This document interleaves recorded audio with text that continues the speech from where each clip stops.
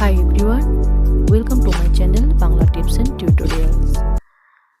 শিম সাধারণত শীতকালীন একটি সবজি।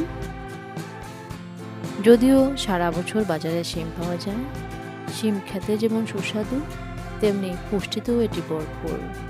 আজ আমরা জানব শিমের পুষ্টিগুণ, এর 10টি উপকারিতা এবং কিছু অপকারিতা সম্পর্কে।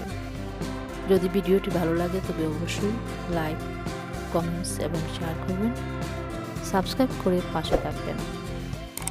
শিমে রয়েছে বিভিন্ন খনিজ পদার্থ, fibre, iron, calcium, vitamin A, vitamin C ইত্যাদি সব পুষ্টিকর উপাদান। তাই নিয়মিত শিম খাওয়া হলে এটি আমাদের শরীরকে বিভিন্নভাবে পুষ্টি যোগায় এবং শরীরকে সুস্থ রাখতে সাহায্য করে। শিম বিভিন্ন রোগের প্রতিকার এবং প্রতিরোধ ক্ষমতা বৃদ্ধি করে। প্রচুর পরিমাণ ফাইবার থাকায় এটি কোষ্ঠকাঠিন্য বা কনস্টিপেশনের মতো সমস্যা দূর করে। শর্করা এবং চিনির মাত্রা কমিয়ে ডায়াবেটিস নিয়ন্ত্রণে রাখতে সাহায্য করে। প্রচুর পরিমাণ খনিজ পদার্থ থাকায় এটি চুল পড়ার সমস্যা কমাতে সাহায্য করে। গর্ভবতী মায়েদের এবং শিশুর অপুষ্টি দূর করতে শিম বিশেষ কার্যকর। হাড়ের সংযোগস্থলের সুরক্ষা প্রদান করে। অস্টিও আর্থ্রাইটিসের মতো সমস্যা দূর করে।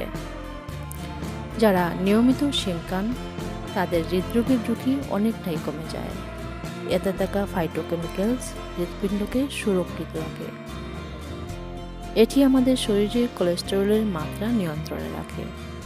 শিম আমাদের শরীরে শক্তি বৃদ্ধির পাশাপাশি ওজন নিয়ন্ত্রণে রাখে।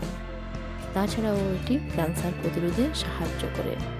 শিম দিয়ে বিভিন্ন ধরনের সুস্বাদু রেসিপি তৈরি করা যায়, যেমন শিম আলু মাছ দিয়ে ঝোল, শিমের শুকনো তরকারি, শিম ভর্তা, শিম ভাপা, শিম ভাজি, শিমের বড়া ইত্যাদি নানা ধরনের রেসিপি তৈরি করা যায়। শিমের মধ্যে সামান্য পরিমাণ ক্ষতিকর উপাদান রয়েছে, তাই পুষ্টিসম্পন্ন এই শিম বেশি মাত্রায় খেলে তা আমাদের স্বাস্থ্যের সমস্যা সৃষ্টি করতে পারে। অধিক পরিমাণ শিম খাওয়ার ফলে অনেক সময় বমি বমি ভাব সৃষ্টি হয়।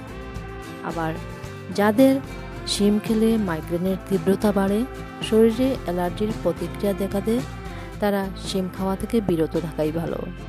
আজ এই পর্যন্তই। সবাই ভালো থাকবেন।